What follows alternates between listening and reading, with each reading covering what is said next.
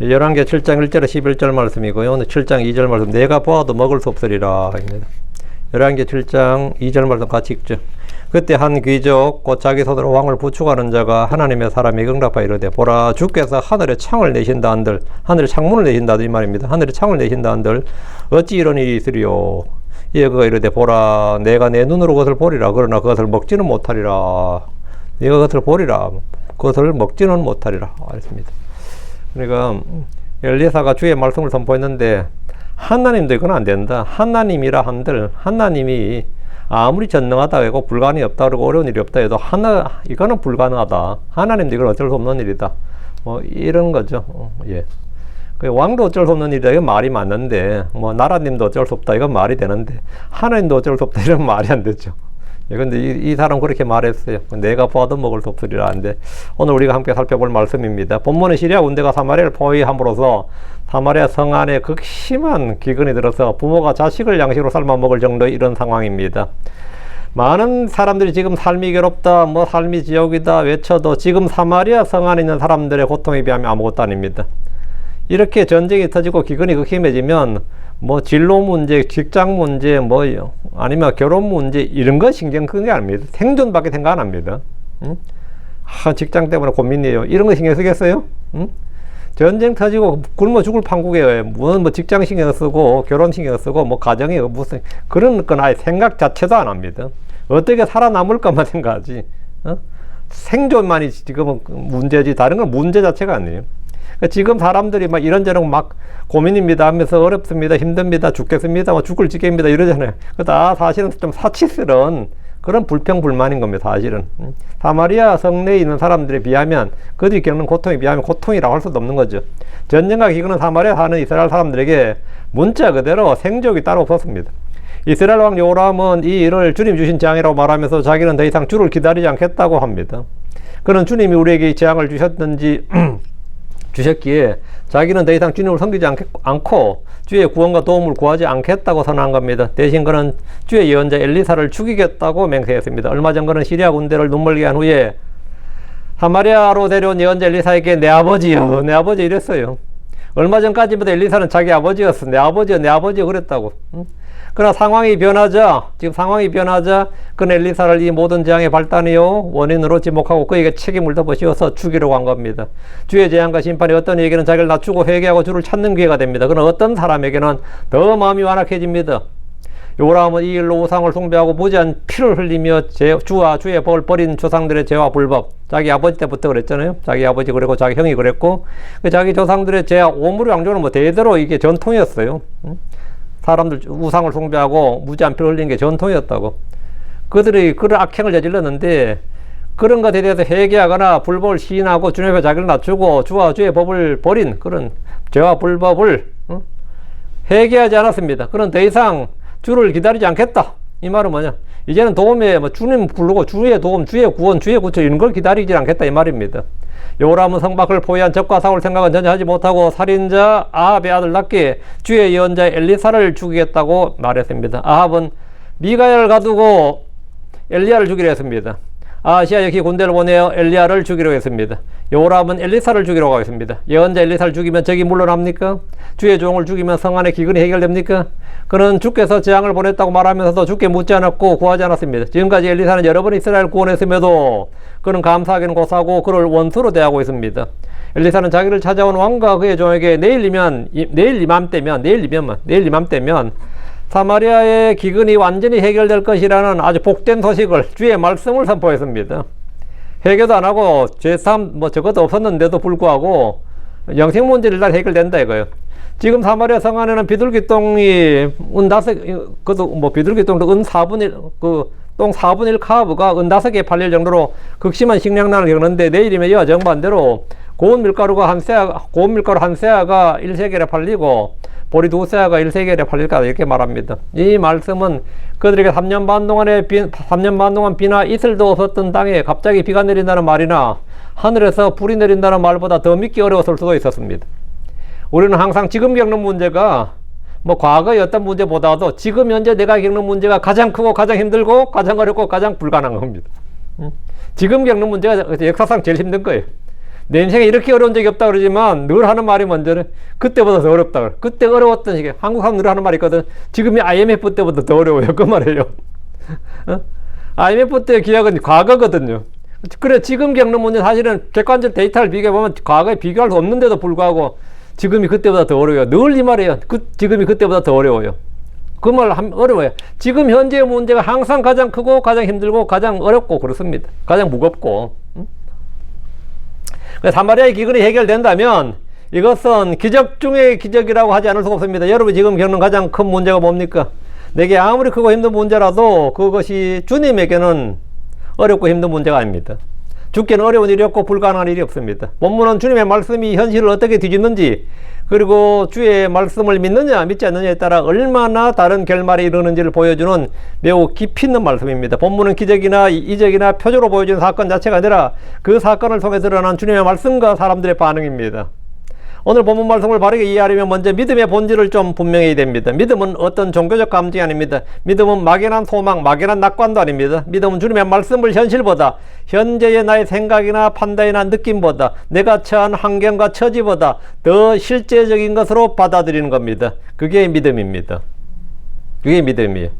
눈앞의 형편이 아무리 절망적이고 불가능해 보여도 주의 말씀이 있으면 그 말씀이 최종적인 판결이고 권위고 되돌릴 수 없는 결론이 됩니다. 반대로 믿음이 없으면 아무리 주님의 말씀이 가까이 있어도 그 말씀은 자기에게 은혜나 복이 되지 않습니다. 그럼 오늘 본문은 단지 누가 기적을 보았는가를 말한 것이 아니라 누가 말씀을 믿었고 누가 말씀을 비웃었는가, 그리고 누가 복을 받고 누가 복 앞에서 배제되었는가를 보여줍니다. 사마리아 사람들은 지금 극심한 기근으로 굶어가고 있습니다. 죽어가고 있어요. 어떤 사람들은 자식을 잡아먹습니다. 시리아 군대가 성을 포위했고 성화는 완전히 고립되었습니다. 인간의 눈으로 보면 희망이 없는 상황. 그런데 바로 그때 주님은 예언자를 통해 말씀하셨습니다. 주님, 우리가 처한 그대로, 우리가 처한 환경, 우리가 처한 현실을 바꾸기 전에 먼저 말씀을 보내십니다. 하나님은 언제나 우리의 환경과 처지를 바꾸기 전에 먼저 말씀을 보내셔서 우리 마음을 바꾸기를 원하십니다. 우리가 생각과 태도를 바꾸기를 원하신단 말입니다. 그 말씀이 현실 속에서, 역사 속에서 그대로 이루어지는 것이 성례의 권능, 한의 권능, 말씀의 권능입니다. 성경에서 주의 말씀은 단순한 정보가 아닙니다. 말씀은 사건을 낳는, 그리고 그 말씀이 이루어지는 능력입니다. 말씀은 항상 그래요. 말씀은 그 자체가 능력입니다. 자, 본문입니다. 1절. 그때 엘리사가 말하였더라. 너희는 주의 말씀을 들을지어다. 너희는 주의 말씀을 들을지어다. 엘리사에게서는 이스라엘 장로들이 있었고요. 왕이 보낸 사자가 있었고, 왕이 왔고, 왕의 부추하던 귀족, 왕의 종이 왔죠. 신하가 왔다면. 너희는 주의 말씀을 들을지어다. 주께 내가 지금 말씀하시느니라. 내일 이맘때에 사마리아 성문에서 고운 밀가루 한 세야가 1세겔에 팔리고 보리 2세야가 1세겔에 팔리리라. 합니다. 자, 너희는 내 말을 들을지어다. 이게 아니죠. 엘리사 지금 뭐래요? 너희는 뭘 들으라고요? 너희는 주의 말씀을 들을지어다. 그럼 지금 선포하는 말은 주의 말씀이라는 거죠. 주의 말씀이라. 이게 중요한 겁니다. 왕은 먼저 자신의 사자를 엘리사에게 보냈습니다. 그리고 바로 왕이 엘리사에게 왔습니다. 엘리사는 장로들과 함께 있었는데, 왕이, 정확히 왕의 사자입니다. 왕이, 보라, 이 약은 주께로부터 온 것이니 내가 어찌 주를 더 이상 기다려야 하겠느냐 했어요. 이건 엘리사가 한 말이 아니고 왕의 사자가 왕의 말입니다. 이건 왕의 사자가 한 말인데, 왕의 사자 왕이 한 말을 지금 하는 거니까 이거 왕이 한 말이에요. 보라, 이 약은 주께로부터 온 것이니 내가 어찌 주를 더 이상 기다려야 하겠느냐. 이거는 요람이 한 말, 요람의 말이라고요. 그 말을 들은 엘리사는 너희는 주의 말씀을 들을지어다 라고 주의 말씀을 선포했습니다. 엘리사는 이건 자기 생각이나 판단을 말하지 않습니다. 그는 상황을 해석하는 인간적 분석을 내놓지 않았습니다. 우리는 어떤 일에서 내 생각이나 내 주장을 펼치고 설득하려 합니다. 그러나 어떤 일이나 사건이든 주님의 말씀대로 생각하고 판단할 수 있어야 됩니다. 사람의 육신적 판단과 주장과 해석은 지금 닥친 현실에서 아무것도 아닙니다. 영적 판단은 주의 말씀에서 시작됩니다.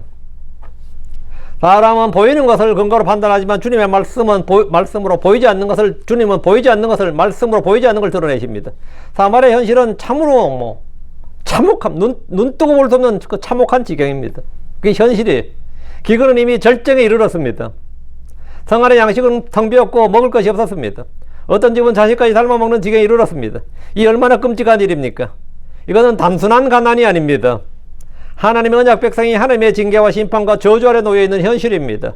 사마리아 기근은 단지 경제 위기가 아니라 주님의 말씀을 떠난 백성이 주님의 심판 아래 들어가 있음을 나타냅니다. 그런데 바로 그 자리에서 주님의 말씀이 다시 왔습니다. 이것이 은혜입니다. 징계 가운데서도 심판 가운데서도 주님의 음성은 완전히 끊기지 않습니다. 내일 이맘때에 이 말씀의 주목. 내일 이맘때. 주님은 언젠가 이렇게 하지 않으셨습니다. 아마도라고 하지 않으셨어요. 내일 이맘때라고 정확히 날짜를, 시간을 지정해 주셨어요. 예언의 확실성은 코에 걸면 코걸이, 귀에 걸면 귀걸이, 추상적이고 상징적이고 은유적이고 비유적이고 아닙니다. 예언의 확실성은 언제나 구체적입니다. 주님께서 베들레헴에서 태어난다면 베들레헴에서 태어나는 겁니다. 주님께서 십자가에 못 박힌다면 십자가에 못 박히고, 채찍에 맞는다면 채찍에 맞지 몽둥이 맞지 않습니다. 3일에 하면 3일 하면 딱 정확히 3일이지, 항상 주의 예언의 말씀은 언제나 구체적입니다. 이는 그 일이 성취될 때 그것이 주님이 행하신 일임을 알게 해주는 겁니다. 그리고 모든 사람이 그것이 주께서 행하신 일임을 알게 해주고 믿게 하려는 겁니다. 주님은 그분의 때 정하신 때를 가지고 계십니다. 그리고 그때가 오면 단번에 바꾸십니다. 아브라함이 기다린 시간, 요셉이 감옥에서 보낸 시간, 다윗이 기름 부음 받은 후에 왕이 되기까지 시간은 길어 보였지만 주님의 때가 오자 모든 것이 달라졌습니다. 내일 이맘때 사마리아 성문에서 고운 밀가루 한 세아가 1세겔에 팔리고 보리 2세아가 1세겔에 팔리리라. 이 구절은 풍성한 회복을 말합니다. 고운 밀가루와 보리가 성문에서 팔리게 된다는 것은 최소한의 생존이 아니라 넘치는 회복과 풍성함을 뜻합니다. 성문은 도시의 경제와 사회가 이루어지는 자리입니다. 그곳에서 곡식이 값싸게 팔린다는 것은 주님께서 기근을 거두시고 이스라엘의 공동체의 삶을 다시 열어주신다는 의미입니다. 주님의 은혜는 단지 살아남는 정도로 끝나지 않습니다. 주님은 회복과 풍성함을 주시는 분입니다. 우리에게 생명을 주시기도 해 더 많은, 더 풍성한 생명, 더 많은 꼴을 주시는 분이다. 여러분 오늘 무엇을 더 크게 듣고 있습니까? 세상은 늘 현실을 말합니다. 현실을 봐라. 현실을 생각해라. 늘 많은 분들 저한테도 그 말 했습니다. 현실을 보라고. 현실을 생각하라고. 늘 발이 공중에 떠 있으면 안 된다. 뭐 이런 말 하는 목사도 있었고. 현실을 보라 그랬어요. 세상은 늘 현실을 말합니다. 뉴스는 늘 위기를 말하고 사람들은 가능성의 한계를 말하고 내 마음은 두려움을 말합니다. 그러나 성경은 주의 말씀을 들을지어다 이렇게 말합니다. 이것이 믿음의 시작입니다. 주의 말씀을 들을지어다. 주의 말씀을 들을지어다. 믿음은 현실을 부인하고 부정하는 것이 아니라 현실보다 세상보다 내 마음보다 더 크신 주님의 말씀을 받아들이는 겁니다. 현실은 변합니다. 사정도 변합니다. 환경도 변합니다. 주님의 말씀은 영원히 변하지 않습니다. 2절입니다. 그때 그 왕이 자기 손을 기대던 한 귀족이 하나님의 사람에게 대답하여 말하였더라. 보라, 만일 주께서 하늘에 창들을 만드신다 할지라도 이런 일이 있겠느냐? 이에 그가 말하였더라. 보라, 내가 내 눈으로 그것을 보리라. 그러나 나는 그것을 먹지 못하리라. 주의 말씀이 선포되자 그 말씀을 들은 사람의 반응이 드러납니다. 이스라엘 왕의 곁에 한 귀족이 엘리사 입에서 나오는 주의 말씀을 듣자 즉각 반응했습니다. 그 반응이 뭐였냐? 왕이 손을 기대던 사람 이랬죠. 왕이 손을 기대던 사람, 자기 손을 기대했던 사람, 이 말은 뭐 제일 측근이다 이 말입니다. 제일 측근. 왕이 가장 깊이 신뢰하는 신하라는 뜻이에요. 세상적으로 높은 지위의 중요한 사람입니다. 그러나 주님의 말씀 앞에서 그 지위는 아무 의미가 없습니다. 오히려 그는 높은 자리 때문에 더 교만해졌는지도 모릅니다. 그는 주님의 말씀을 듣고도 믿지 않았습니다. 그가 한 말은 단순한 의문 제기가 아니라 조롱이었습니다. 쓸데없는 소리, 대도 않는 소리 하고 있네요. 혹세무민하고 있네. 이런 와중에 어디 구라치고 있네. 거짓말하고 있네. 뭐 이런 정도였어요. 그러다 보라, 만일 주께서 하늘에 창들을 만드신다 할지라도 이런 일이 있겠느냐? 하나님께서 하늘에 쏟아부어줘도 그런 일 없다 이거죠. 이 말은 주님의 말씀이 불가능하다고 단정하는 겁니다. 아무리 주 하나님이 전능하다 해도 일은 불가능하다. 안 되는 일이라고 선언한 겁니다. 되도 않는 택도 없는 소리 하고 있네 이거죠. 우리말 한국 사람 자주 쓰는 말이죠. 택도 없는 소리 한다 이런 말 하죠. 택도 없는 소리 하고 있네 이런 거예요. 응? 쓸데없는 소리 하고 있네. 헛소리 하고 있네. 놀고 있네. 거짓말 하고 있네. 뭐 다 되는 말이지 이게. 응? 그 엘리사 입에서 나온 주의 말씀과 왕의 신화를 통해 나온 사람의 말 중에 어느 것이 옳습니까? 어느 게 옳습니까? 주의 영, 주의 말씀이 있는 곳에 불신과 의심과 혼란을 던지는 마귀의 일꾼들이 있습니다. 주의 말씀이 선포된 곳에 마귀의 말도 선포됩니다. 주의 생각, 영적인 생각이 내 안에 들어올 때 육신적인 생각도 함께 들어옵니다. 항상 그렇습니다. 교회에서든 그렇든 내 개인도 마찬가지입니다. 가정에서도 그래요. 남편이 영적인 말하면 마누라가 육신적인 말하고, 마누라 좀 영적인 말하면 남편이 육신적인 말하고, 자식이 육신적인 말하고, 이게 항상 누가 이기느냐가 굉장히 중요합니다. 여기서 우리는 불신앙의 본질을 봅니다. 불신은 단순히 믿음이 약한 상태가 아닙니다. 때론 자기 경험과 자기 계산을 절대화해서 주님의 말씀을 심판하고 부정하는 태도입니다. 그게 불신입니다. 그런 말씀을 판단한 자리로 올라섰습니다. 그러나 주님의 말씀은 인간의 판단을 받지 않습니다. 오히려 인간이 그 말씀 앞에서 판단을 받고 심판받습니다. 이것이 성경의 질서입니다. 말씀이 우리를 판단하지 우리가 말씀을 해석해서 무효할 수 없습니다. 왕을 부추하던 귀족의 말들은 엘리사는 보라 내가 내 눈으로 그것을 보리라. 말씀이 이루어지는 걸 볼 것이다 이 말입니다. 그러나 너는 그것을 먹지 못하리라. 너는 보리도 밀도 못 먹는다 이거예요. 이 말은 주님의 말씀을 거부한 자가 겪게 되는 비극입니다. 그런 사건을 볼 수 있습니다. 심지어 기적이 벌어진 것을 자기 눈으로 보게 될 겁니다. 할렐루야 아멘 하고 나서는 못 먹는다 이거죠. 그러나 그것을 먹지 못합니다. 은혜가 임하고 복이 임해도 그것을 누리지 못합니다. 하나님이 값없이 주신 것이 아무리 많아도 자기 것이 되지 않습니다. 광야에서 고기를 먹다가 씹다가 죽은 사람들이 많았어요. 고기를 씹다가 입에 씹다가 죽은 사람이 많았다고. 이것이 얼마나 두려운 일입니까? 말씀의 성취를 목격하면서도 믿음이 없기 때문에 그 복을 자기 것으로 소유하지 못하는 겁니다. 가나안의 정탐꾼들 중 10명 그 땅을 보았고 밟았지만 그 땅을 소유하지 못했습니다. 이 장면은 오늘날 우리에게도 여전히 반복됩니다. 어떤 사람은 설교를 듣습니다. 말씀을 읽습니다. 말씀을 압니다. 교회도 다닙니다. 그러나 마음속에 여전히 이건 안 된다는 조롱과 의심과 불신이 깊이 자리 잡고 있습니다. 이건 안 된다. 사실 제 나이에는 좀 불가능하죠. 이런 말도 없고요. 제 나이에는 뭐 안 될 것 같아. 제가 나이가 있었어. 제 나이는 안 될 것 같습니다. 이런 거, 이렇게 내가 안 된다고 한계를 딱 짓는 거예요. 내가 기도는 하지만 그것도 좀 사실상 현실을 보면 잘 안 될 것 같아요. 뭐 이렇게 잘 말하거든요. 같이 기도 제목 나누면서도 그래요. 같이 기도 제목 나누면서도 기도하자고 하면서도. 그래도 이건 안 된다. 절대 안 될 것 같다. 근데 또 나는 된다고 믿고 기도하는데 같이 기도 제목하고 기도해주겠다고 말한 사람이 되도 않는 것도 기도 제목 내는데 이런다고. 되도 않은 걸 또 되도 않을 거를 쓸데없는 안 될 걸 또 내놓네요. 이게 참 황당한데 우리는 전부 다 사실 이 왕의 신하와 같은 이런 말, 이런 생각을 품고 있어요. 그리고 안 되는 거예요. 실제로 안 돼요. 그럼 하나님의 은혜는 그 사람 앞에 있어도 그 사람의 소유가 되질 못합니다. 주님은 가능하다, 불가능이 없다, 어렵지 않다고 하는데 성도들은 기도하면서 현실적으로 어렵습니다. 뭐 이 상황에서 어렵습니다. 제 경우엔 좀 어려울 것 같습니다. 제 나이엔 좀 어려울 것 같습니다. 다 이럽니다. 현실적으로 어렵다. 얼마나 자주 쓰는 말이에요. 현실적으로 어렵습니다. 현실적으로 힘듭니다. 현실적으로 불가능합니다. 이렇게 연발합니다. 그러므로 이곳저곳 난지 왕의 신하를 꾸짖는 말이 아닙니다. 우리 모두에게 주님의 말씀 앞에서 어떤 태도를 가지고 있는지를 묻는 거울입니다. 주님의 말씀은 사람의 의심과 불신과 조롱과 반대에도 불구하고 반드시 기록된 대로 말씀하신 대로 이루어집니다. 왕의 신하가 믿지 않았지만 주님의 말씀은 취소되지 않습니다. 그러나 불신앙은 무엇을 이렇게 합니까? 불신, 믿음이 없는 건 뭘 이렇게 하느냐? 바로 자기 자신입니다. 그는 볼 수 있지만 먹지 못합니다. 말씀을 믿지 않는 자는 말씀의 성실을 보면서도 그 복의 자리에서 제외됩니다. 우리는 주님의 말씀을 들을 때 마음 깊은 곳에서 정말 그럴까가 아니라 주님 말씀하신 대로 이루어 주옵소서. 말씀만 대로 이루어지리이다. 이렇게 고백해야 됩니다. 이런 건 이제 최고는 이제 마리아였어요. 말씀하신 대로 이루어지리이다. 말씀하신 대로 내게 이루어지리이다. 불신앙은 하나님의 능력을 줄이지 못하지만 그 사람을 하나님의 복에서 스스로 멀어지게 합니다. 이것은 엄중한 경고입니다. 3절. 그리고 그 성문 입구에 4명의 나병 환자들이 있었더라. 그리고 그들이 서로에게 말하였더라. 우리가 어찌하여 죽을 때까지 여기 앉아 있느냐. 엘리사와 장로들 그리고 왕과 귀족이 있던 장소에서 성문 입구로 장면이 바뀝니다. 귀족에서 나병 환자들에게로 시선이 이동됩니다. 그런데 이것은 우연한 전환이 아닙니다. 주님의 말씀은 항상 세상이 주목하지 않는 곳에서부터 시작됩니다. 성문 입구에 있던 나병 환자들은 사회의 가장 아래에 있는 사람들이고 그 사회에서 버림받은 사람들입니다. 그들은 건강하지도 않았고 명예도 없고 부정한 자로 취급되고 격리되어서 공동체 안에 있지도 못합니다. 그러나 주님은 그들을 통해서 일하십니다.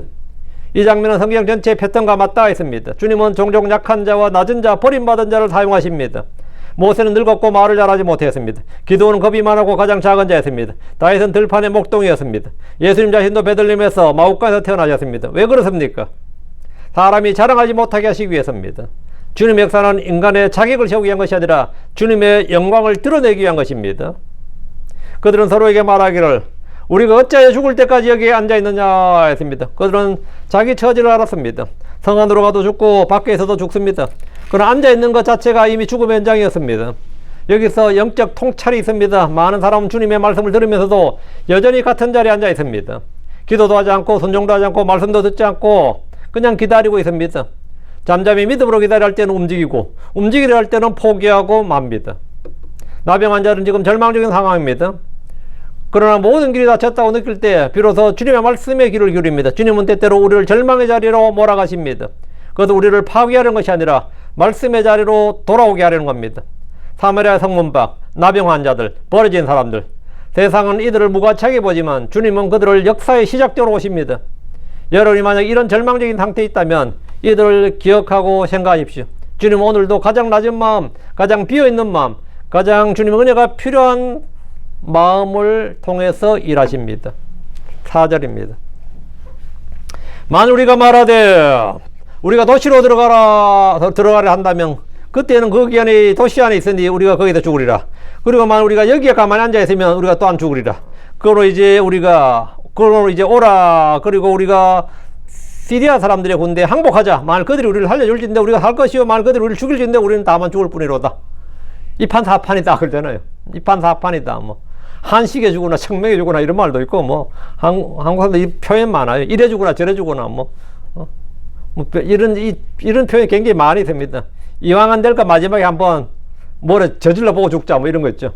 이제는 굉장히 현실적입니다. 4명의 나병 환자들은 자기 상황을 냉정하게 파악했습니다. 성 안으로 가도 죽고 여기서도 죽습니다.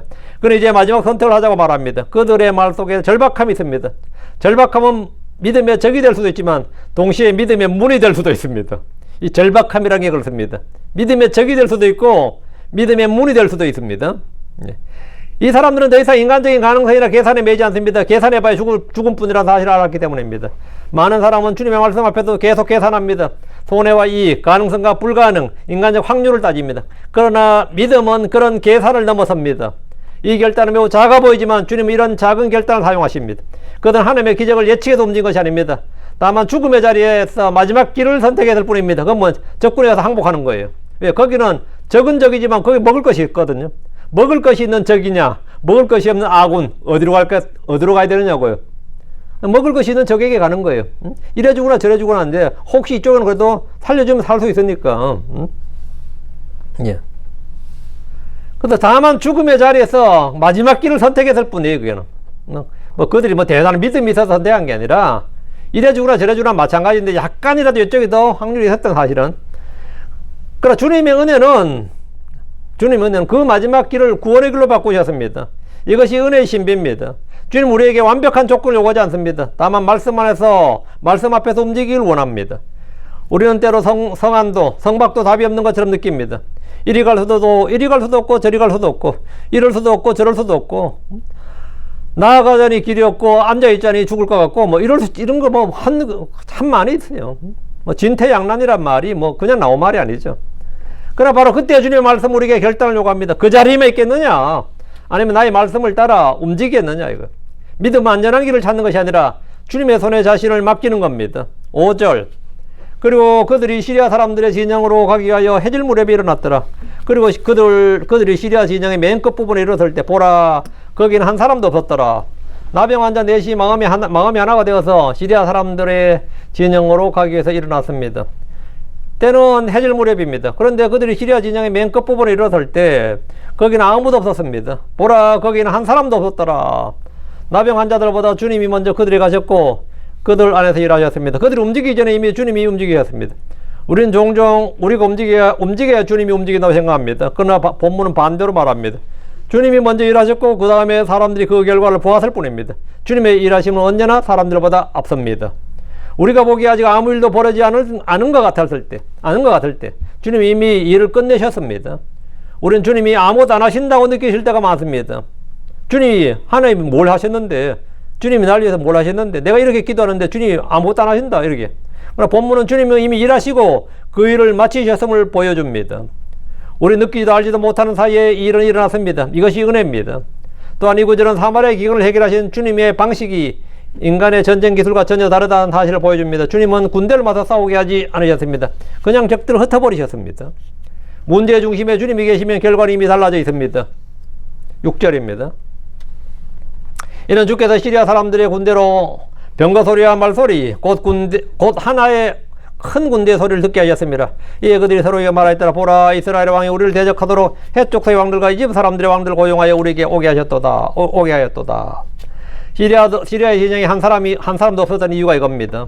주께서 시리아 사람들의 군대로 병거 소리와 말소리와 큰 군대의 소리를 듣게 하셨습니다. 시리아 군대는 실제로 들은 것이 아니라 주님이 들리게 하신 걸 들었습니다. 주님은 그들의 눈과 귀에 무엇이든지 보이게 하실 수 있고 들리게 하실 수 있습니다. 그들의 마음에 혼란과 두려움을 보내실 수 있고 평안을 주실 수 있습니다. 하나님 우리 안에 성령을 보내실 수 있지만 또 사울왕에게 보는 것처럼 악한 영을 보내실 수 있습니다.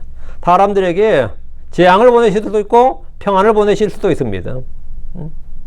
시리아 군대의 군인들은 주님이 보내신 큰 군대의 소리를 들었습니다. 그리고 그들은 서로에게 말하면서 자기들이 들은 소리를 해석하기 시작합니다. 보라, 이스라엘 왕이 우리들을 대적하도록 해쪽 서의 왕들과 이집 사람들의 왕들을 고용하여 우리에게 오게 하였도다. 이것은 그들의 생각이고 해석이었죠. 판단이었습니다. 이것은 완전한 오해였지만 두려움이 그들을 사로잡았습니다. 그리고 주님은 그 두려움을 사용하여 그들을 도망가게 했습니다. 주님은 사람의 내면, 생각, 상상, 마음까지 다루십니다. 그러면 우리는 사람을 두려워할 필요가 없습니다. 사람의 반응은 주님의 손 안에 있습니다. 왕의 마음도, 군대의 마음도, 시장의 마음도, 세상의 흐름도 주님의 주권 아래 있습니다. 7절. 그러므로 그들이 해질 무렵에 일어나 도망하였으며 그들의 장막들과 그들의 말들과 그들의 나귀들을 심지어 그들이 있던 그 진영을 버리고 자기들의 생명을 위하여 도망하였더라. 시리아 군대는 소리만 듣고 전쟁을 포기한 채 도망해버렸습니다. 그들은 후방에서 적들이 자기들을 포위하면 앞은 이스라엘 군대이고 뒤는 해쪽 속과 이집트 군대에 둘러싸여 죽임을 당한다고 생각했습니다. 시리아 군대는 전투를 포기하고 신속하게 도망치는데 전력을 다했습니다. 그들은 자기 진영의 장막, 말, 나귀와 굴량미, 무기까지 모두 다 버리고 도망쳤습니다. 지금은 걸으면 날 살려라죠. 지금 전쟁 무기를 챙길 여가도 없는 거예요. 성경은 반복해서 보여주는 진리가 있습니다. 주님이 싸우시면 인간의 강함은 허물어집니다. 요사바 시대에도, 기드온 시대에도, 홍해 사건에서도 같은 원리가 나타납니다. 주님은 이스라엘에게 주께서 싸우시는 분이요, 구원자요, 보호자요, 공급자이심을 반복해서 가르치셨습니다. 이것이 믿음입니다. 믿음은 내가 싸워서 이기는 것이 아니라 주님이 싸워주심을 신뢰하는 겁니다. 내가 싸워서 이기는 게 아니라 주님이 승리자고 이기신 분이고 정복자다, 이거. 주님이 나를 위해서 내 앞에서 싸워주시는 분의 힘을 신뢰하는 거예요. 이제는 특히 중요한 것은 자기들의 생명을 위하여 라는 표현입니다. 주님이 두려움을 허락하시면 인간은 자기 생명만 붙들고 도망갈 수밖에 없습니다. 여기서 우리는 전쟁의 실상보다 더 깊은 진리를 봅니다. 주님의 말씀은 인간의 생존 본능조차 사용하십니다. 그러므로 하나님의 일하심은 감정적 위로가 아니라 실제적 역사입니다. 8절입니다.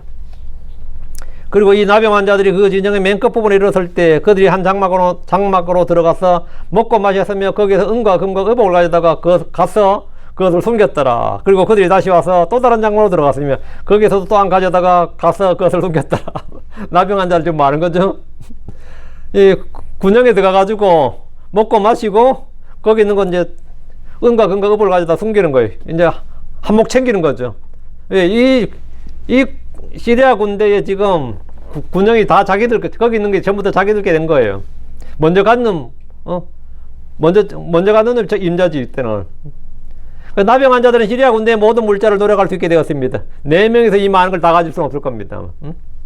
나병 환자들은 시리아 군대의 장막에서 먹고 마셨습니다. 그들의 굶주림이 일거에 해소되었습니다. 동시에 은과 금과 의복을 발견했습니다. 갑자기 부자가 되었습니다. 이것은 주님의 공급이 단지 생존을 위한 최소한에 머물지 않는다는 뜻입니다. 주님은 풍성하게 채우시는 분입니다. 그러나 인간은 은혜를 받아도 곧바로 자기 것처럼 움켜쥐려 합니다. 그들은 먼저 숨겼습니다. 숨겼어요. 이것은 부끄러운 모습이면서 동시에 매우 솔직한 인간의 모습입니다. 인간은 은혜를 받아도 처음에는 자신만 생각합니다. 그러나 주님의 은혜는 거기서 끝나지 않습니다. 은혜는 사람 양심을 깨워서 다시 여러 사람, 다른 사람을 생각하게 합니다. 나만 이렇게 누려서 되나? 이러면서 주님의 공급은 언제나 우리의 기대를 뛰어넘습니다. 엘리사는 곡식가게 회복만을 말했지만 실제로는 진영 전체에 음식과 재물과 의복이 있습니다. 주님은 최소한의 구원만 주시는 분이 아닙니다. 넘치도록 주시는 분입니다.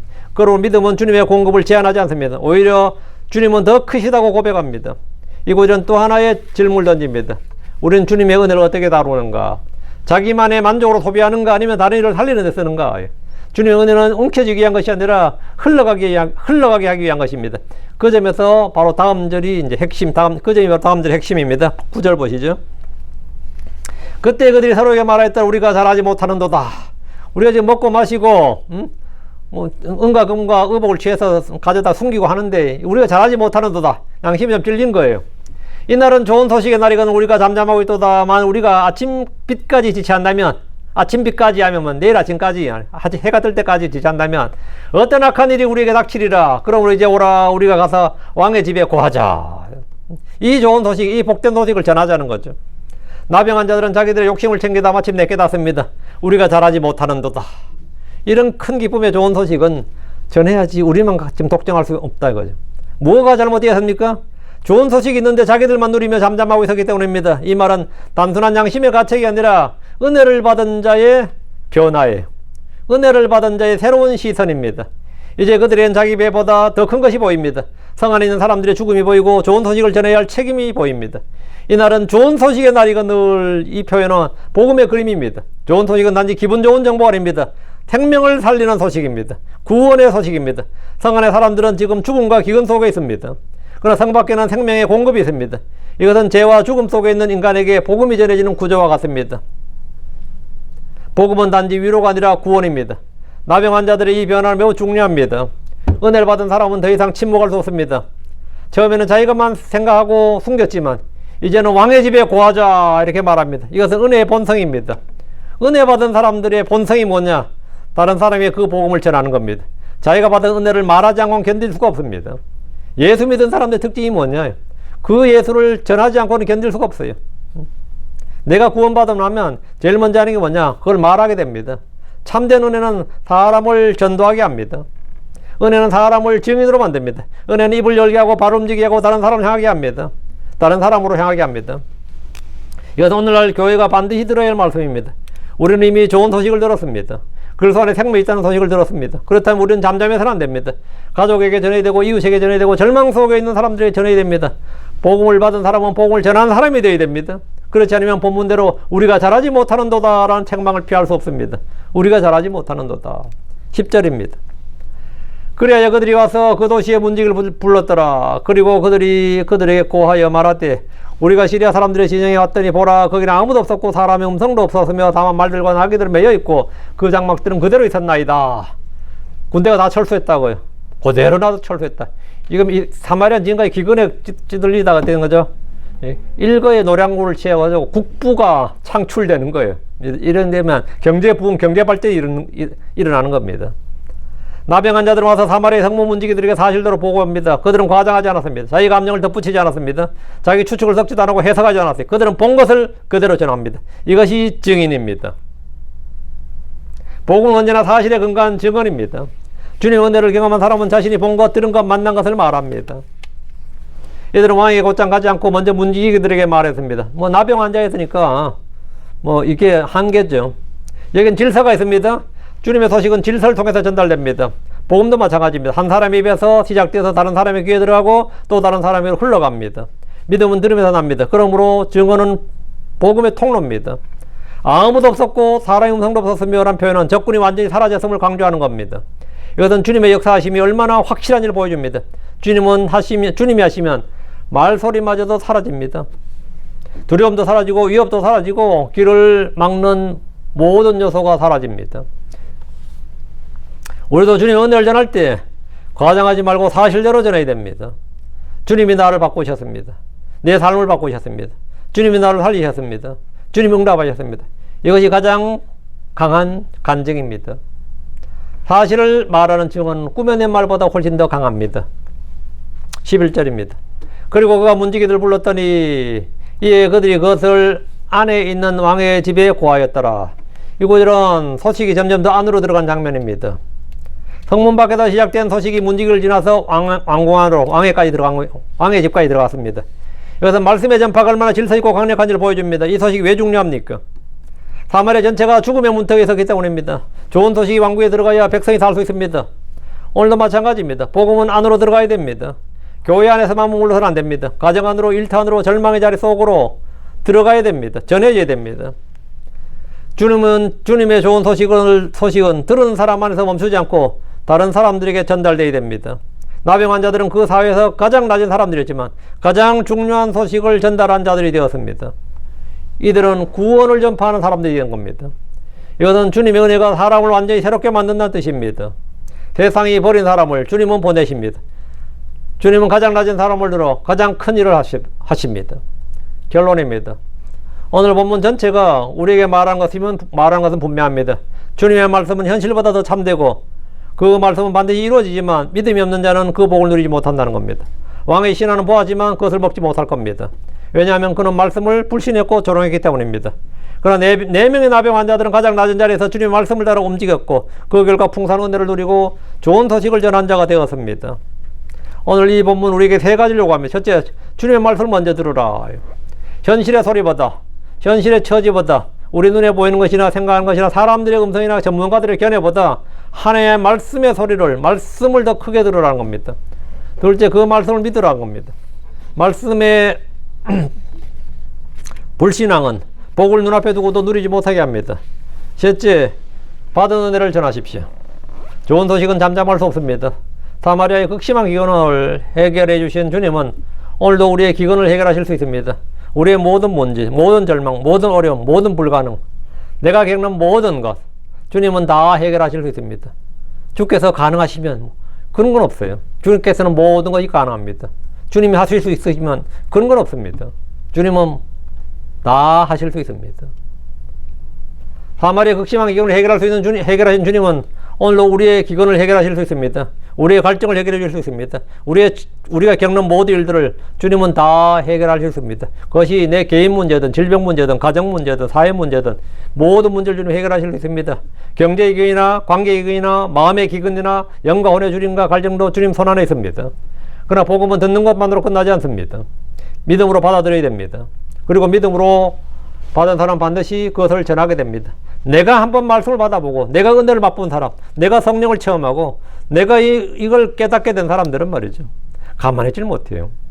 절대 가만히 있지 못합니다. 가만히 있는 사람은 제대로 받은 사람이 아닙니다. 받은 사람은 전하게 돼 있어요. 그거는 저 개인적으로 저도 구원받은 그날 제가 오후에 11시에 구원받고 제가 오후 2시에 전도하러 갔어요. 그건 뭐는 배워서 아닙니다. 저절로 된 겁니다. 이것이 본문의 결론입니다. 믿음으로 받은 사람은 반드시 전하게 됩니다.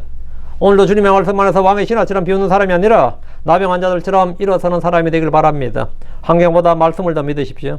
계산보다 약속을 더 붙드십시오. 그리고 주님께서 예비하신 은혜를 구경만 한 사람이 아니라 실제로 누리고 전하는 복된 증인이 되시기를 바랍니다. 오늘 여기까지. 다음 시간이 또 흥미진진해요. 다음 이제 실제로 일어나는 거죠. 오늘 예언이었고, 다음 시간에 이제 실제로 이제 말씀이 이제 성취되는 장면은 이제 다음 시간에 하도록 하겠습니다. 기도합시다. 다음 시간을 기대하시라. 이제 이거로 주하는 감사합니다. 하나님께서 내주셔서 기록된 말씀을 있는 그대로 전했습니다. 전해진 모든 말씀들이 성도들 귀에 잘 들리게 하시고 마음에 잘 전달되게 하시고 믿음으로 잘 받아서 마음에 간직하게 해주시옵소서. 사랑하는 아버지 하나님께서 은혜와 복을 넘치게 해주셔서 저희가 말씀을 통해서 복을 얻게 해주시고 이 말씀이 저희 안에서부터 실현되는 것을 보게 해주시고 저희가 선한 간증 또 신실한 증인 될 수 있도록 해주시를 간구합니다.